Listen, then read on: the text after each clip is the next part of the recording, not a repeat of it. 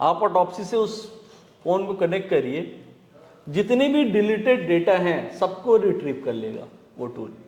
इतना क्या, 98% कंप्लेंट्स कभी रजिस्टर्ड ही नहीं होती, यानी कि वो कंप्लेंट बन के वहीं पे रह जाती है।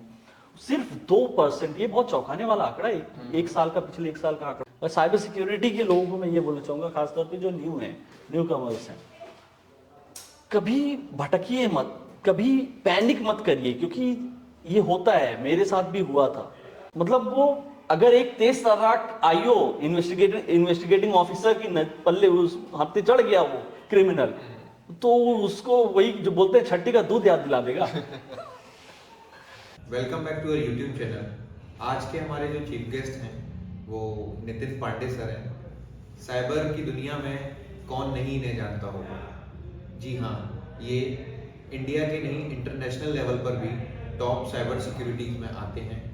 सर को साइबर के नाम से तो सभी जानते ही हैं। चलिए आज सर की जो जर्नी है वो बायोग्राफी के तौर पर कवर करते हैं। थैंक यू सर, आप हमारे पॉडकास्ट में आए। Thank you so much for inviting me.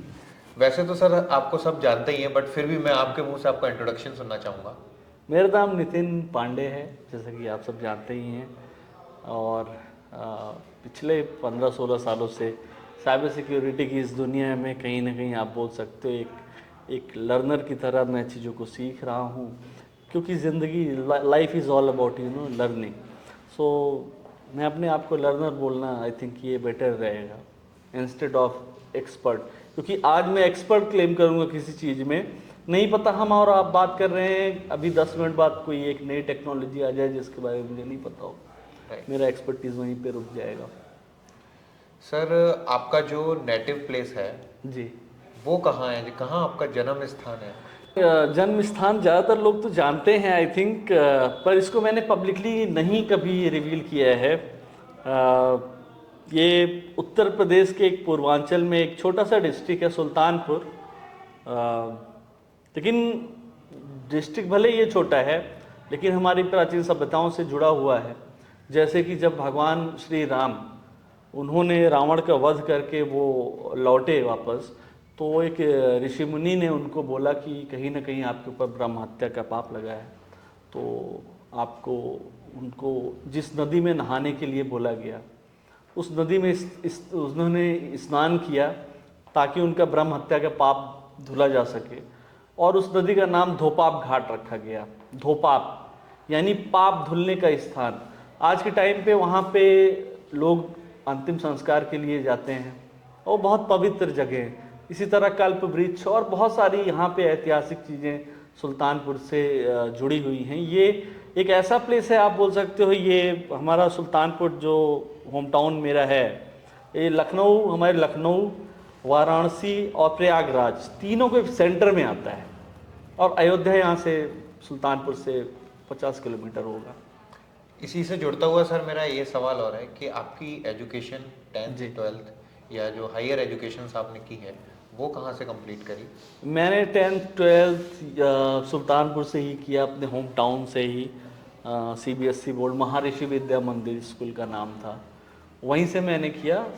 मेरी स्ट्रीम साइंस थी, मैथ्स लिया था मैंने, क्योंकि कहीं ना कहीं मुझे साइबर सिक्योरिटी इसी फील्ड में आना था, ये मैंने माइंडसेट बना लिया था। मैथ्स मेरी उतनी अच्छी कभी नहीं रही, ये बात मैं एक्सेप्ट करता हूँ, स्पेशली जब बात करें हम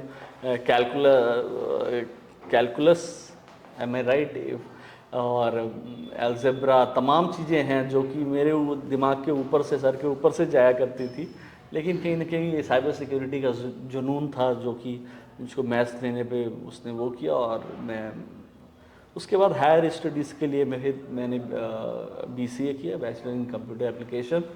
उसके बाद मैं MCA परस्यू कर रहा था, उसी बीच में मेरी कुछ रीजंस की वजह से जो है मैं अपना MCA कंप्लीट नहीं कर पाया।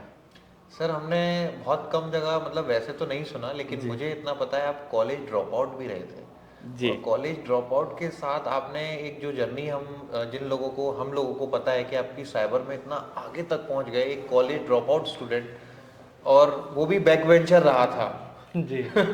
ये हर किसी को नहीं पता है, तो इसके बारे में थोड़ा सा सर बताएं। ये बात सही है, और मैं पहली चीज़ तो आपको दाद देता हूँ, आपने इतना तगड़ा क्वेश्चन करके ये इन्फॉर्मेशन निकाली बैक बेंचर वाली। ये बात सही है कि मैं स्कूल टाइम में, अगर आप मेरा एकेडमिक परफॉर्मेंस देखेंगे तो बहुत चौंकाने वाला है। इवन मुझे अभी भी लास्ट ईयर का वो टाइम याद है जब मुझे अपने स्कूल से बुलाया गया। साइबर सिक्योरिटी अवेयरनेस मंथ चल रहा था अक्टूबर, और वहाँ पे बुलाया गया एक ट्रेनिंग सेशन देने के लिए, और प्रिंसिपल को नहीं पता था कि मैं वहीं से पढ़ा हूँ, और ही गॉट शॉक जब मैं 2 दिन की ट्रेनिंग थी।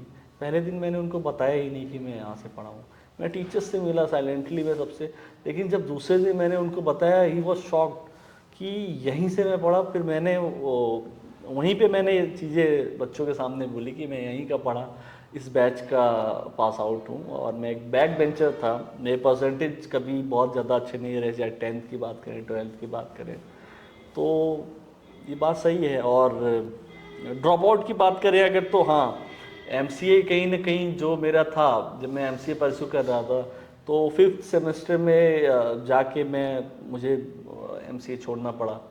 तो आप बोल सकते हो कहीं ना कहीं पोस्ट ग्रेजुएशन मेरी अधूरी रह गई।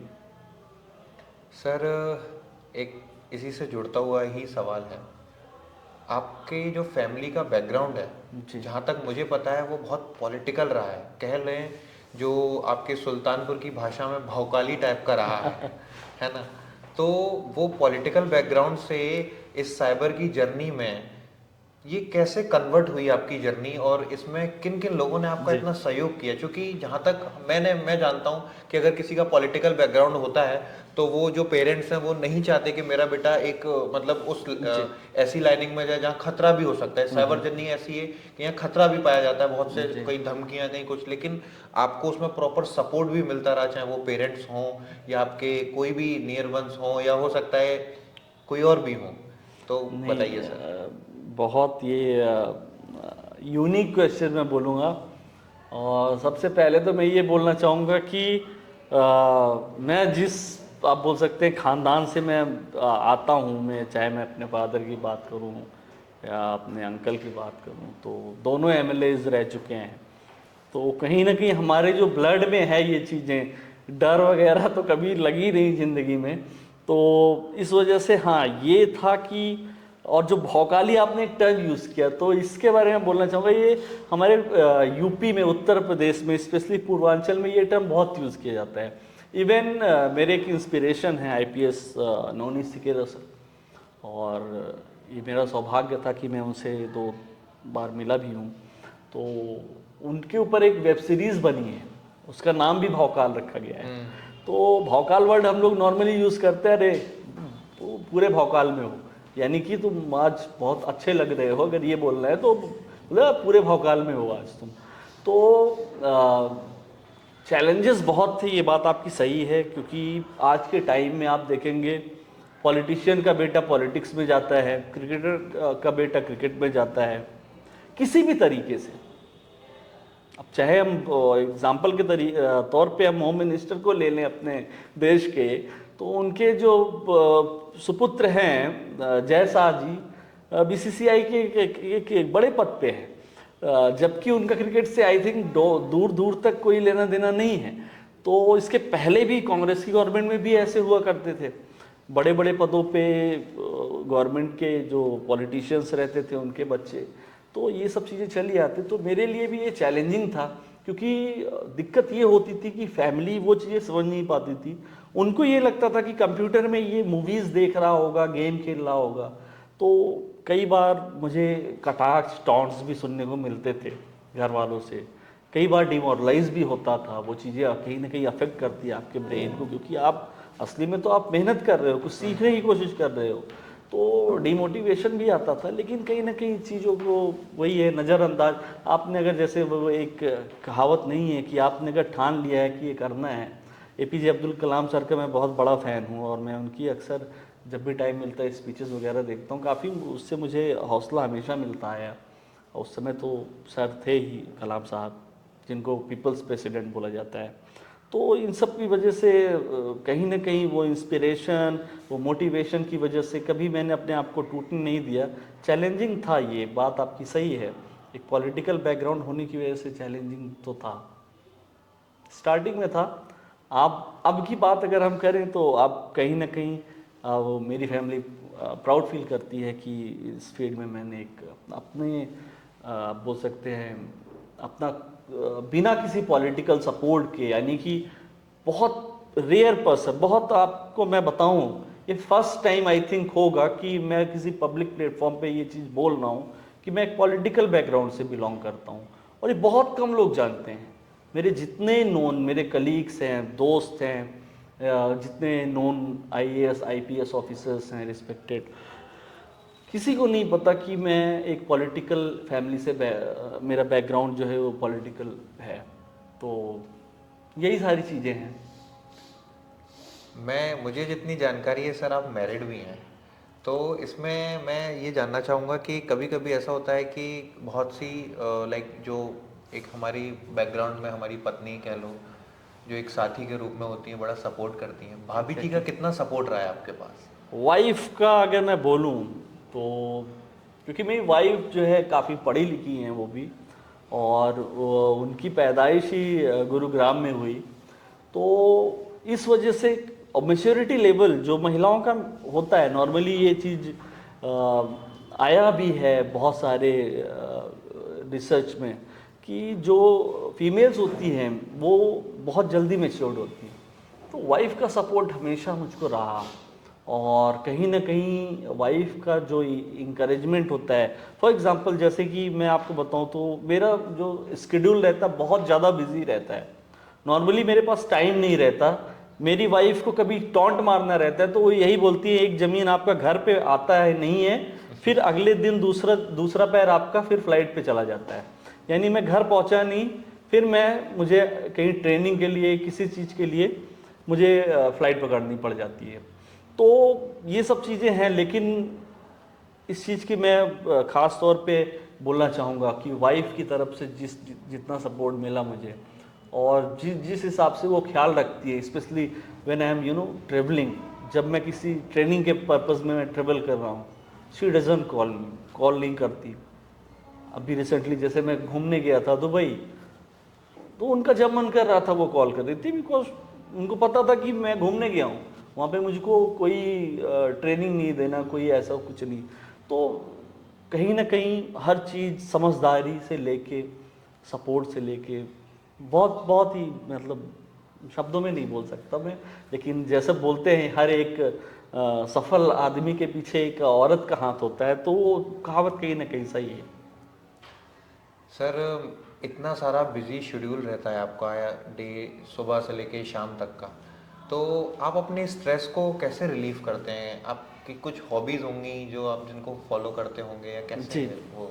बिल्कुल, ये क्वेश्चन जो है इसका मैं यही आंसर देना चाहूँगा कि कहीं ना कहीं आपने वो जो होती नहीं है कि दुखती रग पे आपने कम से कम उस पर हाथ तो रखा, क्योंकि बहुत बार क्या होता है कि लोग ध्यान ही नहीं देते कि आप भी कहीं ना कहीं इंसान हैं।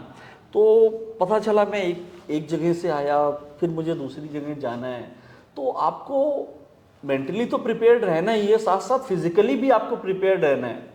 उसके अलावा फिजिकली के अलावा आपके पास अपीयरेंस, आपके कपड़े तैयार हैं नहीं तैयार हैं, ये सारी चीज़ें ध्यान में। आप एक जगह से आए फिर आपको दूसरी जगह, तो ये जो लगातार बिजी शेड्यूल रहता है, कहीं ना कहीं अपने आप को, जो आपने क्वेश्चन किया कि कैसे अपने ब्रेन को फ्रेश रखना, तो कहीं ना कहीं मैं बोलना चाहूँगा, मेरी एक डॉटर है 5 साल की, तो एक तो सबसे बड़ा ये तो स्ट्रेस, सर गुड न्यूज़ है, मतलब थैंक यू सो मच।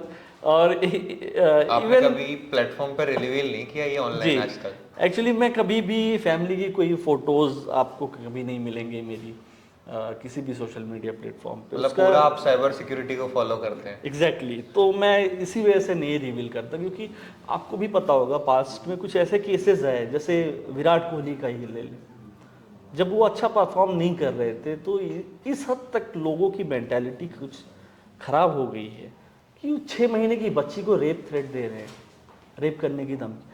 तो ये सब चीज़ें ध्यान में, आजकल आप देख रहे हैं डीप फेक का कैसे चलन चल रहा है। इस वजह से मैं नहीं चाहता कि किसी भी, क्योंकि साइबर सिक्योरिटी में होने की वजह से, और आज से तो मैं हूँ नहीं, 15-16 साल से हूँ, मुझे नहीं पता कौन कब मेरा कहाँ पे एनिमी बैठा है, कौन जो है मुझे स्टॉक कर रहा है। हो सकता है वो उस इमेज को, उस वीडियो को मिसयूज़ कर दे। इस वजह से मैं प्राइवेसी मेंटेन रखता हूँ। और मेरी डॉटर ही कहीं ना कहीं स्ट्रेस बस्टर सबसे बड़ी तो वो है। दूसरा मेरा एक हैबिट है कि साल में एक बार मैं घूमने जाता हूँ अपने मन से, फिर मैं एक ब्रेक ले लेता हूँ। जैसे इस साल मैं दुबई गया, तो साल में एक ट्रिप मुझे चाहिए रहती है। फिर उस 5-6 दिन में पूरी तरह से सोशल मीडिया सब चीज़ से कट ऑफ कर लेता हूँ और फिर पूरा रिलैक्स करता हूँ। तो कहीं ना कहीं ब्रेन के लिए, और ये अगर आप, मैं सबको बोलना चाहूँगा कि अगर ये चीज़ें फॉलो करें, हर महीने में एक हैबिट बनाएं कि हर महीने में ज़्यादा नहीं, एक हफ्ता भी नहीं हो पा रहा है तो सिर्फ 2-3 दिन मोबाइल फ़ोन को दूर रख दें। जब उनको लग रहा हो कि वो खाली हैं, मतलब फ्री हैं, छुट्टी पे हैं, लीव पे हैं, कुछ भी है, तो फ़ोन को दूर रख दें, इंटरनेट से दूर हो जाएं। तो कहीं ना कहीं वो काफ़ी हेल्प करता है, क्योंकि आप इंटरनेट से कनेक्टेड हो, आपको लगातार मैसेज, तो आप जो फ्री टाइम पा रहे हो, आप दिन भर तो आप बिजी हो किसी चीज़ में, जो आप फ्री टाइम पा रहे हो उसमें भी आप लोगों की क्वेरीज जो है, किसी के साथ कोई क्राइम हो गया, आप उसी पे आपका दिमाग लगा हुआ है, आप फिर उसकी हेल्प कर रहे हो, उसके लिए आप अपने किसी फ्रेंड से, किसी कलीग से बात कर रहे हो कि ये केस है, थोड़ा सा इसको सीरियसली देख लो। सर ये तो बहुत अच्छा मुझे सुन के लगा कि जो आपका स्ट्रेस लीवर है वो आपकी फैमिली है, उससे मिल के आपको खुशी होती है, आपकी बेटी, आपकी वाइफ। अब सर मेरा आपसे सवाल ये है कि जैसा हमें पता है आप साइबर सिक्योरिटी की जर्नी में तो हैं ही हैं, इसमें सर कई बार बहुत ऐसे चैलेंजिंग टास्क आते होंगे, तो कोई मैं आपसे एक ऐसा टास्क जानना चाहता हूँ जिसमें आपकी बहुत मतलब मशक्क़त लगी हो सॉल्व करने में, और कोई ऐसा टास्क जो बहुत आसानी से सॉल्व हो गया हो। अगर साइबर क्राइम की अगर हम बात करें, जी, जी। सो अगर हम साइबर क्राइम की बात करें तो ऐसे तो बहुत सारे टास्क, क्योंकि मेरा कहीं ना कहीं सौभाग्य रहा कि हमारे अभी रिसेंटली रिटायर्ड हुए उनको साइबर कॉप ऑफ एशिया भी बोला जाता है, प्रोफेसर त्रिवेणी सिंह सर जी। तो उनके साथ रह के बहुत कुछ सीखने को मिला। और उसके अलावा बहुत सारे जो मैं आईपीएस ऑफिसर से, क्योंकि पुलिस हेडक्वार्टर्स में लगातार मेरा रहना और अलग अलग आईपीएस ऑफिसर से मिलना, उनसे सीखना, तो कहीं ना कहीं जब आप एक हैंड्स ऑन प्रैक्टिकल चीज़ें सीखते हो तो वो चीज़ें बहुत आपके लिए हेल्पफुल होती है। तो एक तो मैं ये चीज़ बोलना चाहूँगा, स्पेशली मेंशन करना चाहूँगा।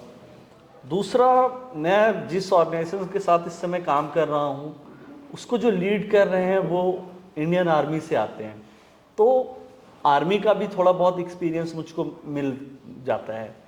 हम कह सकते हैं कि कहीं ना कहीं अगर हम चैलेंजेस की अगर हम बात करें तो जो मेरे लिए आप बोल सकते हो कि बहुत सारे ऐसे चैलेंजेस रहे हैं, लेकिन मुझे एक चैलेंज अभी मेरे दिमाग में जस्ट आया कि मैं डिस्क्लोज नहीं करना चाहूँगा वो लोकेशन और विक्टिम के बारे में, क्योंकि ये चीज़ें डिस्क्लोज करना भी नहीं चाहिए। मैं एक जगह से ट्रेवल कर रहा था और मेरी रात की फ़्लाइट थी, तो और वो कनेक्टिंग फ़्लाइट थी, वाया दिल्ली होके उसको दूसरी जगह जाना था। रात में मुझको अचानक से कॉल आया कि बहुत अर्जेंट है, विक्टिम सुसाइडल हो रही है, लड़की थी, किसी ने क्या किया, यही जो आज कल चल रहा है deep fake AI generated videos, उसका डीप फेक बना के उसको ब्लैकमेल करना शुरू कर दिया सेक्स के लिए। तो एक तरह से आप बोल सकते हो सेक्सटॉर्शन का केस था। तो वो लड़की इतना ज़्यादा पैनिक कर गई, इतना ज़्यादा पैनिक कर गई, क्योंकि national cyber crime reporting portal पे भी उन्होंने कंप्लेंट किया था, कुछ नहीं हुआ, पेंडिंग पड़ा था। तो उसका सब्र का बार टूट गया जब, तो वो लड़की कहीं ना कहीं इतना ज़्यादा डिप्रेस थी कि उसने 2 बार सुसाइड अटेम्प्ट किया। और फिर वो एक एनजीओ को पता चला उसके बारे में, तो वहाँ से मुझसे कांटेक्ट किया गया कि इसमें कुछ हो सकता है क्या। विक्टिम का कल्प्रिट जो है उसका ये नंबर है हमारे पास, मेरे पास सिर्फ उसका नंबर था और कुछ भी नहीं था। और मेरे साथ जो मेरे पास जो चैलेंज था वो ये था कि मुझे ट्रेवल करना था, और मैं एयरपोर्ट पहुंचा तभी मुझे कॉल आया, ये सारी चीज़ मुझे पता चली। तो मुझे ये था कि मुझे अभी मैं फ़्लाइट में रहूँगा तो जाहिर सी बात है कनेक्टिविटी कट जाएगी। तो मैंने क्या किया, मैंने एक सॉक पपेट, इसको ओशन वाले लोग समझते होंगे, एक मैंने सॉक पपेट प्रोफाइल बनाई पहले तो लड़की की, क्योंकि उसका माइंडसेट मैं समझ गया कि अगर एक्सटॉर्शन का मामला है, ऐसी हरकतें कर रहा है, डीप फेक वीडियो बनाया है लड़की की, तो इसका मतलब वो लड़कियों के प्रति अट्रैक्ट होगा, और अगर मैं इस पर्टिकुलर टॉपिक पे बात करूँगा तो वो अट्रैक्ट हो जाएगा। तो मैंने क्या किया कि एक सॉक पपेट प्रोफाइल बनाया उसकी, मतलब अपनी, और मैंने उसको मैसेज करना शुरू कर दिया। इंडियन नंबर ही था ताकि उसको शक ना हो। मैंने उसको मैसेज किया कि सर ऐसा ऐसा है, आप तो शायद पुलिस में हैं और मेरी दोस्त ने आपका नंबर दिया, सर मेरा बॉयफ्रेंड था, मेरा उससे ब्रेकअप हो गया और उसने मेरी जो है गंदी कुछ फ़ोटोज़ क्लिक कर ली थी और उसने इस जगह पे होस्ट कर दिया। असली में क्या था, वहाँ पे मैंने ग्रैबिफाई लगा रखा था, यानी कि जैसे वो लिंक पे क्लिक करता वो ग्रैब कर लेता, सब कुछ उसकी इन्फॉर्मेशन वो ग्रैब कर लेता, उसका आईपी एड्रेस, उसका डिवाइस कौन सा है, सब कुछ। तो पहले तो वो बार बार बोल रहा था कि मुझे कॉल करो, तो मैं उसको बहुत बार ट्राई किया। फ़्लाइट, फिर एक बार मुझको फ़्लाइट लेनी पड़ी, मैं डिस्कनेक्ट हो गया उस पर्सन से। फिर उसके बाद दूसरी बार जब मैंने उससे मैं दिल्ली पहुंचा, मैंने देखा उसने 6-7 बार मुझे ऑडियो कॉल्स किए। मैंने कहा सॉरी सर, मैं आपको कॉल नहीं कर सकती हूँ क्योंकि मैं अपने फैमिली के साथ डिनर कर रही हूँ और मम्मी के साथ सोती हूँ, तो कॉल करना मेरे लिए पॉसिबल नहीं सर, प्लीज़ हेल्प मी। और उसमें बहुत तरह की रोने होने वाली, स्माइली, हाथ जोड़ने वाली तमाम चीज़ें, जितनी सोशल इंजीनियरिंग मैं कर सकता था। ये एक कहावत नहीं की गई है, टेस्ट योर ओन मेडिसिन, उस क्रिमिनल को उसी की मेडिसिन मैंने टेस्ट कराई। तो फाइनली उससे वही है कि उसका सब्र टूट गया और फाइनली उसने 2 बार उस लिंक पे क्लिक किया और उसको मैंने रिडायरेक्ट जानबूझ के कर दिया था एक एरर पेज पे फेसबुक के, तो वो एरर पेज दिखाता था उसको। इसी वजह से उसने 2 अटेम्प्ट किए, 2 बार। जब फिर उसके बाद मैं उसको बार बार चेक कर रहा था, जैसे ही मुझको मिला उसकी डिटेल्स, तो उसकी जो लोकेशन थी वो जयपुर की थी, जयपुर में उस समय था। और सबसे अच्छी बात ये है कि जो लैटिट्यूड और लॉन्गिट्यूड मिला और उसको जब मैप पे डाला गया तो पुलिस को एग्जैक्टली वो कल्प्रिट या एक्यूज जो भी आप बोल लीजिए उसी जगह से मिला। पुलिस ने उसको उसी रात जो है अरेस्ट कर लिया। तो ये आप बोल सकते हो ये एक चैलेंजिंग भी था क्योंकि मुझे बार बार फ्लाइट में कहीं ना कहीं कनेक्टिविटी का इशू चल रहा था मेरे साथ और मेरे पास उसका सिर्फ नंबर था। और दूसरा आप बोल सकते हो मेरे लिए बहुत आसान भी था क्योंकि कुल मिला के मैंने उसको उसी की दवा खिला दी जो वो सबको टाइम में आपने। और ये जी, ये आई थिंक 2 घंटे के अंदर ही उसकी सारी डिटेल्स, उसका मोबाइल कौन सा डिवाइस है वो सारी डिटेल्स आपको दे देता है, डिवाइस कौन सा है, इवन ब्राउज़र कौन सा वो फ़ोन में यूज़ कर रहा है, क्रोम यूज़ कर रहा है, सफारी यूज़ कर रहा है, मोजिला यूज़ कर रहा है, वो भी दे देगा आपको। सर इसको हमारी भाषा में बोलेंगे ये तो बड़ा एक्सपीरियंस खिलाड़ी रखे। जी बहुत अच्छा सर। इसके साथ साथ मैं बस ये जानना चाहूँगा कि जैसे कि अभी आपने इतनी सारी टिप्स बताई, हमें चीज़ें अपने बारे में डिस्क्लोज करी, कुछ ऐसी हेल्पलाइन नंबर भी बता दीजिए हमारे व्यूअर्स के लिए जो कि साइबर के जैसे विक्टिम हो जाते हैं, शिकार हो जाते हैं, या कोई ऐसी वेबसाइट जहाँ पे प्रॉपरली उनका समाधान हो सके और जल्द से जल्द हो सके। सर देखिए, एक तो दीपक जी मुझे अक्सर जाना जाता है अपने बोल्डनेस के लिए, क्योंकि मैं जो भी होता है फ्रैंकली बोलता हूँ। झूठ ये जो लोग लूपहोल्स वो होता नहीं है कि घुमा फिरा के बोलते हैं, मैं सीधा बोलता हूँ। आपने वो आरटीआई जो फाइल की गई थी national cyber crime reporting portal की, आपने पढ़ा था? हाँ थोड़ा सा। आपने उसमें एक चीज़ नोटिस किया था कि 98% ऑफ द कंप्लेंट्स जो विक्टिम्स रिपोर्ट करते हैं उस पोर्टल पे, उसमें से सिर्फ 98% कंप्लेंट्स कभी रजिस्टर्ड ही नहीं होती। यानी कि वो कंप्लेंट बन के वहीं पे रह जाती हैं। सिर्फ 2%, ये बहुत चौंकाने वाला आंकड़ा है। एक साल का, पिछले एक साल का आंकड़ा, ये आई थिंक कि अप्रैल मई में आया था, आरटीआई किसी ने दायर किया। अब सोचिए, अगर 1000 कंप्लेंट्स हो रही हैं, हम लोग चिल्ला चिल्ला के हर जगह तो प्रमोशन करते हैं, आप 1930 पे कॉल करो। अभी आपने पूछा, मैं बोल सकता था सिंपली 1930 पे कॉल करिए, आपके साथ साइबर क्राइम हुआ, आपके पास हेल्पलाइन है 1930, आपके पास वेबसाइट है जहाँ पे आप कंप्लेंट कर सकती हैं, कर सकते हैं, cybercrime.gov.in। इसके अलावा और भी, आप कोई महिला हैं उसके लिए भी अलग अलग दिए गए हैं।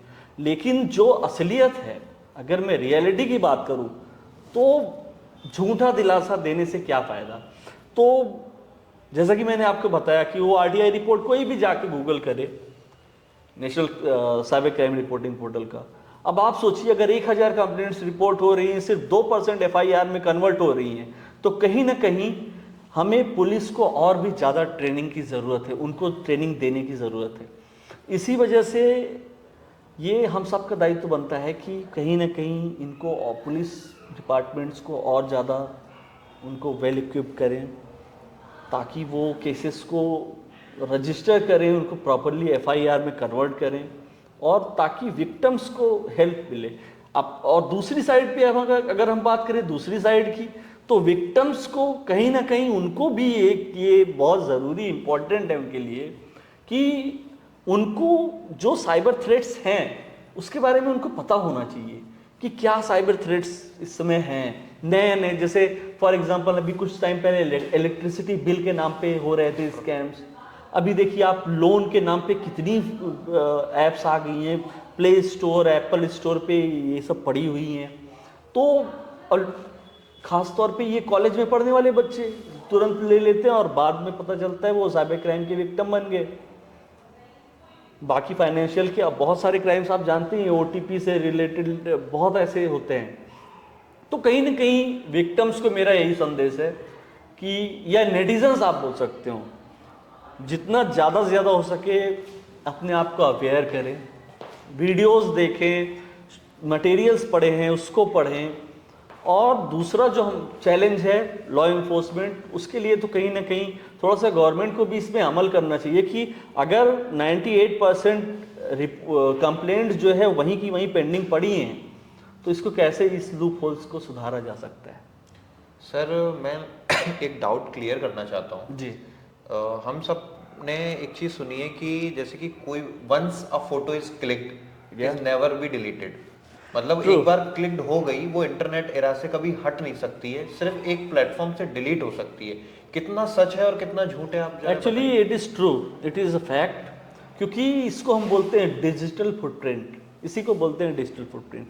जो भी, फॉर एग्जांपल मैंने अभी फ़ोन निकाला और आपकी फ़ोटो क्लिक कर ली, मान लीजिए आपको वो फ़ोटो खिंचवाने का कोई शौक नहीं था और आप चाहते हैं कि वो फ़ोटो मैं डिलीट कर दूँ।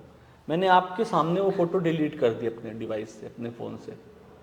अब मुझको भी लग रहा है, आपको भी लग रहा है कि फ़ोन से मैंने उस चीज़ को उस फोटो को डिलीट कर दिया, वो डिवाइस से गई। लेकिन वो एक बस मिथ है। एक छोटा सा फॉरेंसिक का टूल होता है जो कि ओपन सोर्स टूल के मैं बात करूँगा, कोई ऐसा नहीं कि बहुत पेड या एडवांस लेवल में जाके। ऑटोप्सी का एग्जांपल ले लेते हैं। ऑटोप्सी बहुत पॉपुलर टूल है। आप ऑटोप्सी से उस फ़ोन को कनेक्ट करिए, जितने भी डिलीटेड डेटा हैं सबको रिट्रीव कर लेगा वो टूल, इतना कैपेबल है।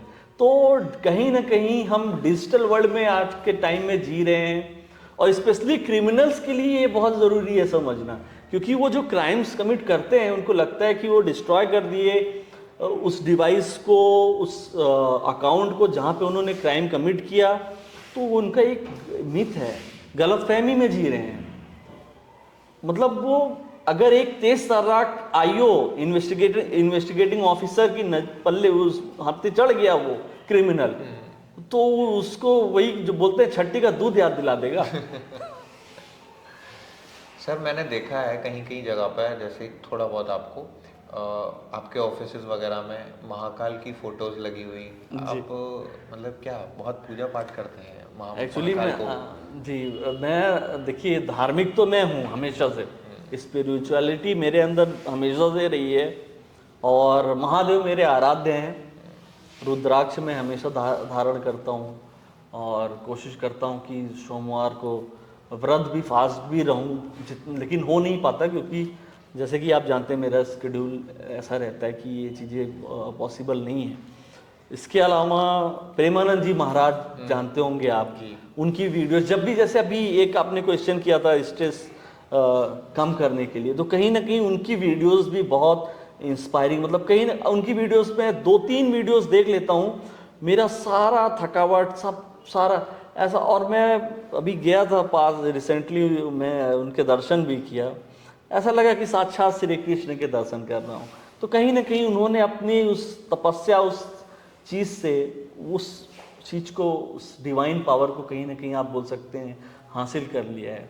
तो कहीं ना कहीं मैं बहुत, मेरे दिल के बहुत क्लोज हैं हमारे देवी देवता, हमारा सनातन धर्म आप बोल सकते हो, पूरा सनातन धर्म, ना सिर्फ महादेव। महादेव तो मेरे आराध्य हैं ही, बाकी जितना सनातन धर्म में है सब कुछ। सर जाते जाते मैं आपसे कुछ बोनस टिप्स जानना चाहूँगा व्यूअर्स के लिए, जो कि उनके लिए बड़ा महत्वपूर्ण हो, चाहे वो साइबर सिक्योरिटी से हो या लाइफ से रिलेटेड हो या कुछ मोटिवेशन से रिलेटेड हो, तो वो सर बताएं प्लीज़। लाइफ से रिलेटेड तो मैं यही कहूँगा सबसे कि देखिए, अच्छा खाइए, अपने परिवार वालों का ध्यान रखिए और कोशिश करिए कि जितना आप कंट्रीब्यूट कर सकें जिस भी फील्ड में हैं आप, जरूरी नहीं कि साइबर सिक्योरिटी, जिस भी फील्ड में हो, जितना आप कंट्रीब्यूट कर सकें उतना ही कहीं ना कहीं आप किसी की यादों में आए तो बहुत अच्छी चीज़ होगी। और साइबर सिक्योरिटी के लोगों को मैं ये बोलना चाहूँगा, ख़ासतौर पे जो न्यू हैं, न्यू कमर्स हैं, कभी भटकिए मत, कभी पैनिक मत करिए, क्योंकि ये होता है, मेरे साथ भी हुआ था। तो एक होता है जो मैं पर्सनली फॉलो करता हूँ, जिसको हम बोलते हैं टी मेथोडोलॉजी। जो टी मेथोडोलॉजी होती है, इसको फॉलो करिए, क्योंकि ये जो टी मेथड मैं आपको बता रहा हूँ, इसमें आपको अगर मैं शॉर्ट में बताऊँ तो जब हम टी देखते हैं, एक लाइन नीचे गई रहती है लंबी सी, एक शॉर्ट में गई रहती है। छोटा छोटा आप, ठीक है, आप सबके बारे में छोटी छोटी नॉलेज रखिए, आपको पता होना चाहिए कि एआई क्या है, आर्टिफिशियल इंटेलिजेंस क्या है, मशीन लर्निंग क्या है, एथिकल हैकिंग में क्या क्या चीज़ें आती हैं, ये सब चीज़ें, नेटवर्किंग क्या है, उसके बेसिक्स, लाइनक्स कमांड्स। लेकिन जो नीचे की लाइन जाती है, जो बहुत डीप होती है, आप उस पर फोकस करिए। जो महाभारत आप में से बहुत लोगों ने पढ़ा होगा, देखा होगा, अर्जुन की नज़र किस पे थी? मछली की आँख पे, आँख पर थी। तो हमेशा कोशिश करिए कि आँख को टारगेट करिए, यानी कि किसी एक अपने इंटरेस्ट के डोमेन को चूज़ करिए और उसमें इतनी मशक्क़त के साथ मेहनत करिए और हर दिन मेहनत करते रहिए, क्योंकि life is all about learning something new. इतनी मेहनत करिए कि लोग आपको खुद ही याद रखें, खुद आपको लोग अप्रोच करें, और बहुत जल्द 1-2 साल की मेहनत में, मेरे ख्याल से 6 महीने की मेहनत में आजकल के जो यूथ हैं बहुत अच्छा कर सकते हैं। सर बहुत बहुत शुक्रिया आपका, आपने इतना इम्पोर्टेंट समय हमें दिया हमारे thank you so much, it was an honour. I hope कि सर आपसे सभी इंस्पिरेशन लेके और अपनी जर्नी को आगे बढ़ाएंगे। थैंक यू सर, जय हिंद।